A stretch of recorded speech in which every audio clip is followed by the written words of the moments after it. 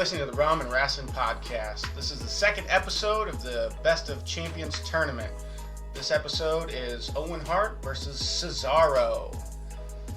Well, this one will be a little bit harder, just because the first round, or the first matchup, I guess, wasn't that bad, but this one is going to be a little bit harder because we have two similar guys who are technical wrestlers, I guess you'd say. There's going to be something to debate about with this one. There definitely will be. Which, no offense to Wade Barrett, but, there's going to be more to debate with this Right, one. yeah. It was not quite a squash match, but it wasn't too close. So, Owen Hart's... It was a match that got its time cut short. yeah, the go home was signaled early. Someone took too long earlier on in the card, and they told Bundy to go home. Come on, hurry it up. Hit the avalanche faster. So we're going to look at Owen Hart, his statistics for pay-per-views. He has a 49% chance. So Owen Hart has 28 wins in pay-per-views, 1 draw, and 28 losses. And then his pinfalls came, so let's see, his total wins were 228. His total draws were 12, and his losses were 148. His time in the WWF seen him win 258 times, 12 draws, and then 140 losses, or something like that. So most of Owen's wins, actually, surprisingly enough, you'd think it would be opposite, but 67% of his wins were by pinfall, which is strange because I thought he'd have more submissions based being in the Hart Foundation, but he's I did too, only 50 submissions, so he didn't win a whole lot by submission. Now his losses, you look at his losses, he took the L with pinfall 60% of the time, and a DQ was the next there for 20% of the time. So, I mean, that's about right. I don't see it too far off on any stretch of imagination. But I was shocked, though. I think the sharpshooter, he could have used it more, I guess. I don't know. I think that's the only thing that's shocking to me on this, because the win-loss record, that is a good ratio. It's about a little over 100 more wins than losses, and, Owen is a good wrestler, but he's not quite Hulk Hogan. Like, he's not going to win almost every match, so... Yeah, that's true. I can, I think I would expect him to win a lot more matches with the sharpshooter, but, other than that, this is kind of what I expected when looking at his actual numerical data.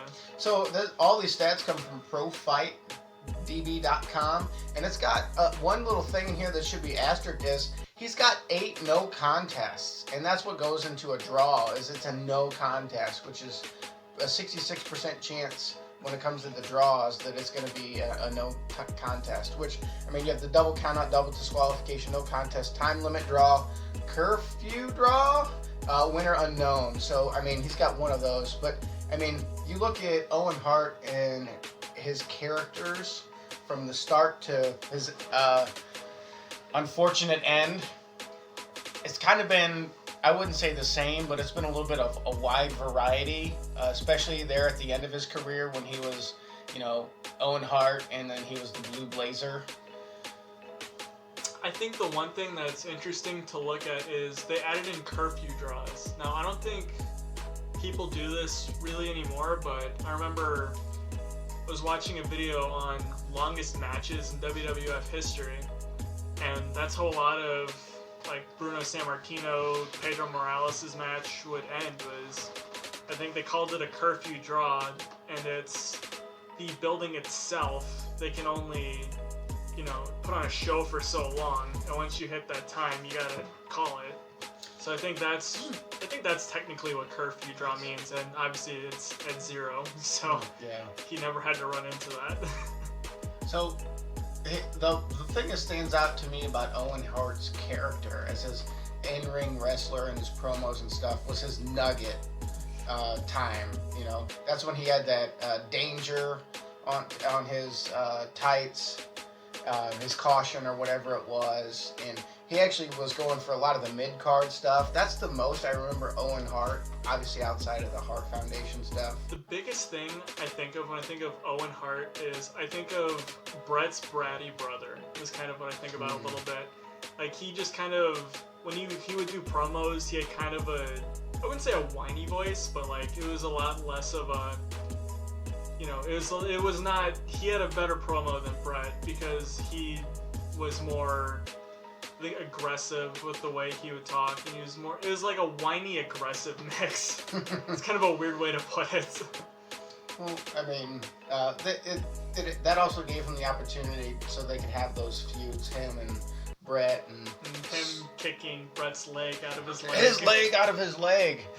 So what's I want to bring this stat up too is under Owen Hart's win-loss, or actually it's his. Nope, it's his title matches. So if you look at it, he's got IWGP Junior Heavyweight title. These are just things that he's had matches in.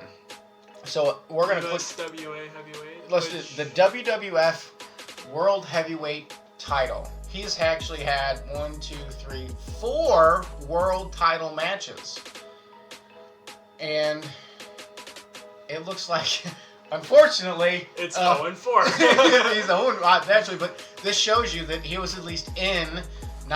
Not in our tournament, but in someone's mind at some time, they said, Owen Hart, you have the possibility, you have what it takes to be a world champ, here's your shot. And it looks as if 3 of the 4 were against his brother. Now, that doesn't mean there was politics, that Bret was vying for him, but yeah.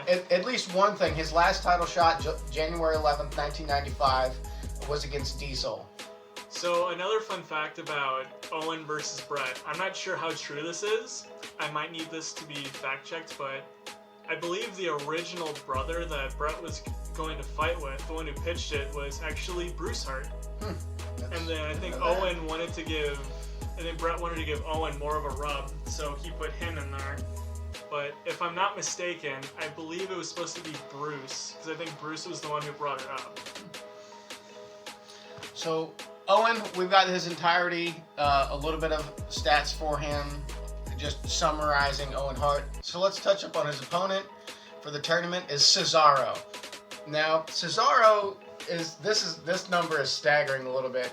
So his total number of matches as a wrestler in his career, he has 821 wins, 27 draws, and 878 counted losses. That is an insane amount of matches. Again, all these numbers come from ProFightDB.com.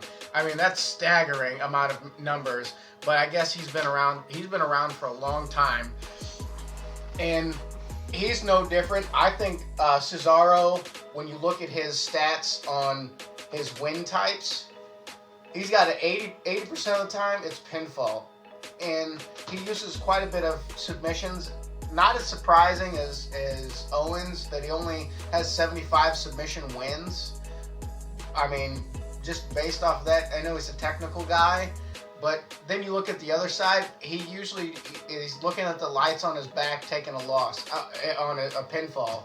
I mean, really, that's about it. And you look at the draws, no contest, 14 of his 27 or no contest matches. This guy, again, a workhorse. We're going to check and see, but look at all the title matches he's been in. And, I mean, he started in, 2000? Oh. And look at the number of title matches this man has been in. I haven't even heard of some of these federations. The AAW? AIW, APW. That one is a Mexican... WXW? Yeah. I'm very sorry if there's any WXW fans. I have no clue what this federation is. That's not... but, I mean, let's just go Ring of Honor, World Heavyweight Champion. We're going to look at this one right here. So, how many times has Cesaro been... This is baffling. DQ defeat to Alberto Del Rio. So, Alberto Del Rio versus Antonio Cesaro, March 29th, 2013.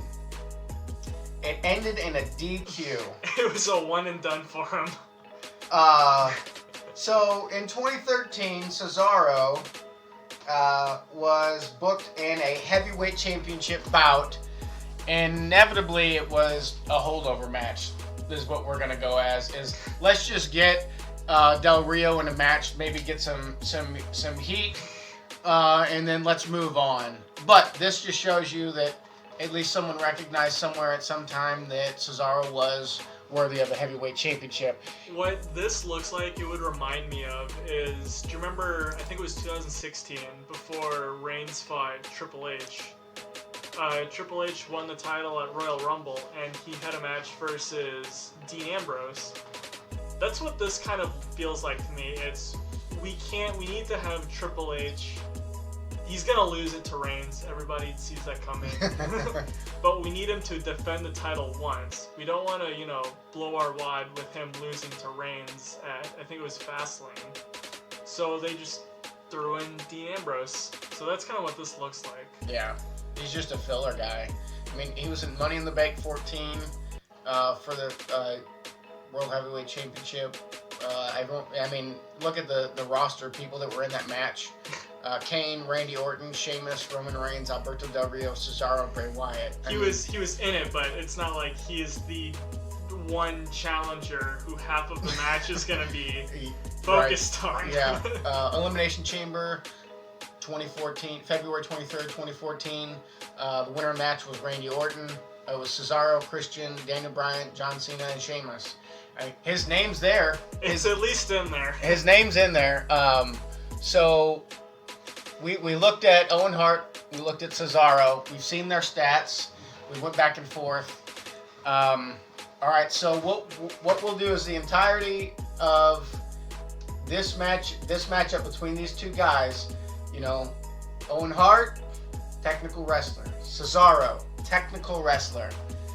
Owen Hart, better than his brother Bret on the mic. Cesaro, not so good. They gave him Heyman at one point, didn't they? Yes, they did. So I feel like Paul Heyman is the WWE's way of saying, "Hey, you need to figure this out." Yeah, or you get assigned to Brock Lesnar because he doesn't want to do it. Although he has some pretty good bloopers out there on YouTube if you want to look it up when he actually was doing his own promos.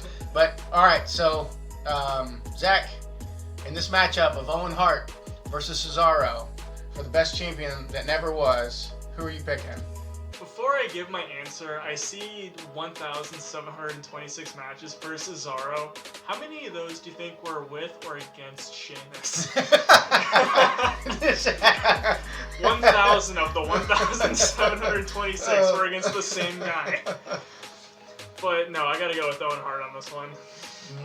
So that's it's a tough battle. To me, it goes to the ability to cut a promo. That's the same thing with me. Cesaro was very close on this one. I still have to go with Owen. Yeah, Owen can do a little bit more outside the ring. So that goes back to like Mr. Perfect, Randy Savage, the guys that couldn't wrestle, but they had to do something, and the best thing they could do to further their character was to put them on the mic. I think the other thing that puts Owen over Cesaro is Owen is more, versatile. Yeah. You could have him do more stuff. Like, I can't see Cesaro being the Blue Blazer. Oh, that's true. Yeah, pulling that off. His character. Yeah, that's completely true. I would still take Cesaro in a lot of tournaments and a lot of comparisons, but this one I just give it to Owen. And just looking at this real quick though, Cesaro, one of his ring names was Mysteriously Familiar Ice Cream. I just want to throw that out there. That's amazing. Yeah, so Cesaro, great wrestler, great talent. He just unfortunately was lumped in with Owen Hart on this one, who was just edged him out on it. So yeah, that's my final thoughts. What about you, Rob? That wraps up probably the second matchup in the first round, and that was definitely a lot closer than the first one.